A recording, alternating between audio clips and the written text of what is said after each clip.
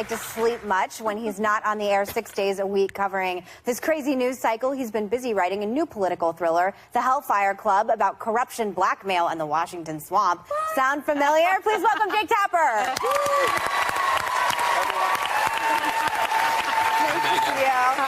Can I just say, I've known this one since she was 12. 12. I mean, wow. Okay, so what she's become is pretty amazing. Okay, so thank you. What I was going to say, but I didn't know if it was okay, is I knew you when you were a salon reporter that all my dad's female staff had a crush on, and he had much longer hair. Much longer hair and much heavier. Yeah.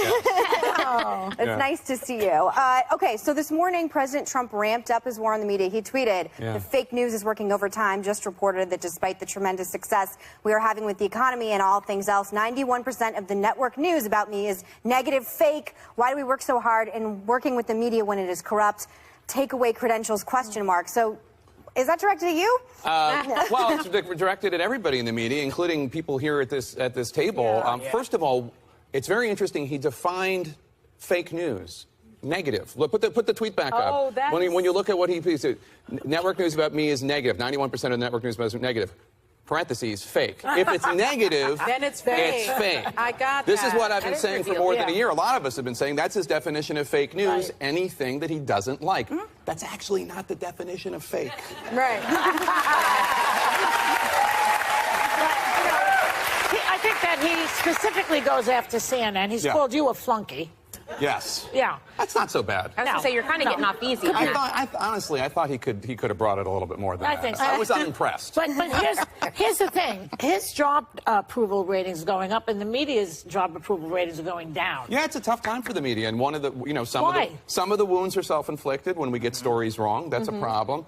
But you have the most powerful man in the world, President Trump, attacking us as fake, and a certain percentage of the country believing it. There was a poll a few weeks ago saying 51% of Republican voters, 51% think that the media is the enemy of the American people. Not just that we're liberal or we're biased or whatever, but that we're the enemy of the American people. He started that. Also, this started a bit of a trend. Yeah, well, you do see people abroad, despots and dictators, using the president's language. There was a time that CNN, one of our great reporters, did a story on slavery. I think it was in Libya. And at that same time, President Trump attacked CNN International.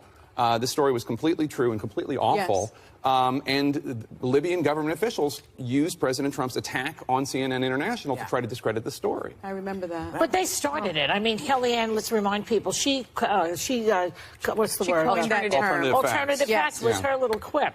So they started it in this administration, I think. We never heard this before. People hate the media if you're being covered, right? I mean, I remember when I was on the Straight Talk Express in 1999 and 2000, your dad had issues with the media, but he understood the need for a vigilant media. Right. And when he would take issues with a story here or there, he never took issue with the need for the Fourth Estate. Why doesn't he ever give a press conference, Trump? Why do you think? Because he doesn't want to face questions from people like me and Jim Acosta and others. Well, but to be fair, there's a concern that reporters aren't just reporting facts anymore, that reporters are editorializing. And you've taken some criticism. You know, people point to your facial expressions, your political cartoons. This is just my face. I can't... You know that this is just... When I hear unrepentant BS coming my way, I have a...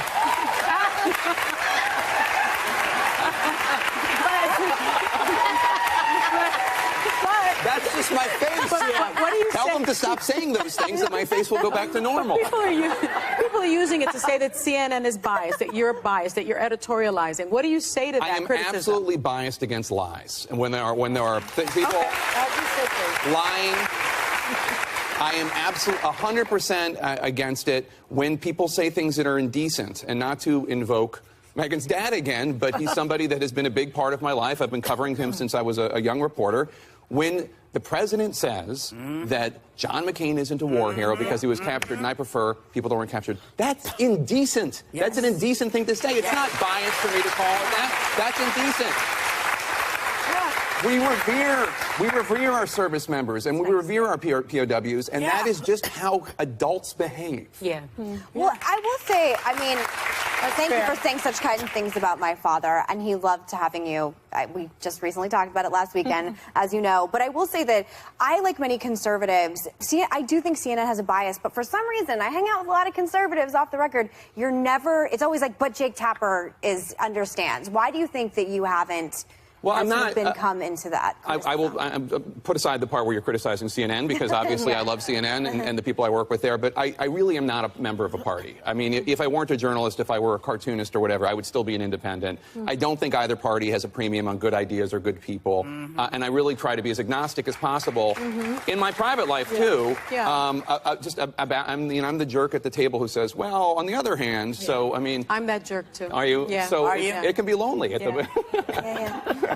But I mean, so I honestly feel that way. Especially with the gun debate. Like, in particular, I was happy that you went after that sheriff, and I was like, someone is seeing both sides of this, which, I don't know. I've known you since I was 12, so maybe I can't be biased anymore, Jake. I don't know. Well, I thought the sheriff had some tough questions to answer, and it was, that was a horrible situation what happened at Parkland, but the sheriff's department there in Broward County, they had some tough questions. Well, there was a lot of buzz over your interview with White House aide Kellyanne Conway this weekend. We're going to play a part of it. Do you think that his job includes lying to the American people? Because he continually does so, and he undermines his own administration when he does so. Jake, he does many things. You just want that, respectfully, you just want that to go viral. You want to say the word President Trump and lie in the same sentence. No, I would like him to stop lying. I understand you don't want to talk about the president's credibility. No, I've already talked about it for 5 minutes. Do you think there's a credibility crisis in this White House? No, I don't. So she accuses you of wanting to go viral with that comment. What did you think of that? I thought it was interesting that I said that the president tells lies, which I think we all just now accept as a fact. And 6 a day. And no, it's up. It's up to 9 according to the fact checkers. Right. But she didn't challenge the premise. I said he tells lots of lies, and she says he does many things. Yeah, that's how they get around it. He does many things. Maybe she's better at her job than I thought. I mean, it's like a defense attorney saying, well, what about all the banks that my client didn't rob? Yeah. So I like that. Yeah. Right. The issue is that the president says things that aren't true. He does so all the time. He's undermining himself when he does that, and he's undermining his administration when he does so. I would much prefer to be covering the policy debates, the Iran deal, whether that decision was a good one, what Europeans think about it, what the Israelis think about it. I'd much rather be focused on these policy debates. I don't know one journalist that wouldn't prefer lower ratings but a return to normalcy. Get rid of commercials. Commercials are the killer. So SNL pokes fun at you. They do that. And which is so and your cool, relationship by the way. with the aforementioned. It is so cool, because I used to sneak downstairs and watch Saturday Night Live as a kid, the original Not Ready for Primetime plays. And now you're in it. And now they're making fun of me. Let's watch the clip. We're back with Jake Tapper. Stormy Daniels' lawyer, Michael Avenatti, says payments made to Michael Cohen's shell company could have been a pay-to-play situation connected to President Trump and possibly even connected to Putin. What do you really know so far? Well, we know, and it's just been reported in the last day or so, that the Mueller team has interviewed this oligarch, and this oligarch has a company, and the American subsidiary has given Michael Cohen's shady LLC in Delaware hundreds of thousands of dollars, as have other companies, Novartis and AT&T. And the big question is, why? What were they paying for? And what's the explanation? And this is why when people say, is Michael Avenatti on television too much? Maybe he is for some people's taste, but the truth of the matter is this story has legs. Yeah. Something's going on here with this LLC. It's fascinating. It's not illegal what happened. So what's the point? Well, what were they paying for? Well, that's the question. But they said it's not illegal. But so they don't, how do they know it's not illegal? They don't know what it is. Well, but I know what I'm supposed to ask you. Okay. Tell me about the book. So the book is called The Hellfire Club. Right. It's a thriller that takes place in Washington, D.C. in 1954. So the main character is Charlie and Margaret.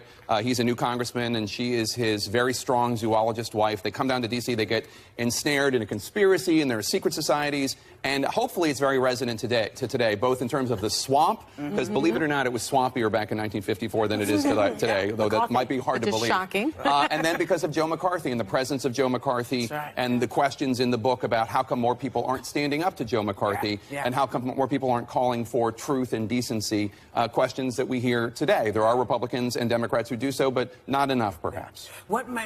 Just quickly, what made you decide that that was going to be the avenue? Well, I thought that, first of all, it would be fun to write a thriller about Washington, D.C., and it would be fun to do so in a different era, so not everybody was judging everything through today's lens. It could be judged unto its own and have... I just thought it'd be fun also to have like Senator John F. Kennedy and Senator McCarthy and President Eisenhower as characters in a book. But then also there are a few things I've seen in Washington about the swamp, about how people go to Washington to do good, and some of them end up compromising bit by bit until all of a sudden they're up to their neck in swamp water. That's what's fascinating, the evolution in the book of certain characters. We've really been watching that. And we see that. We see it happen to people who are good, and then all of a sudden you look up and they're on television saying something, you're like, what are you doing? Why are you saying that? I don't care if he lies and he doesn't lie. Thank you so much, Jake. It's so nice to see you. Our entire audience is going home with his new book, Valentine.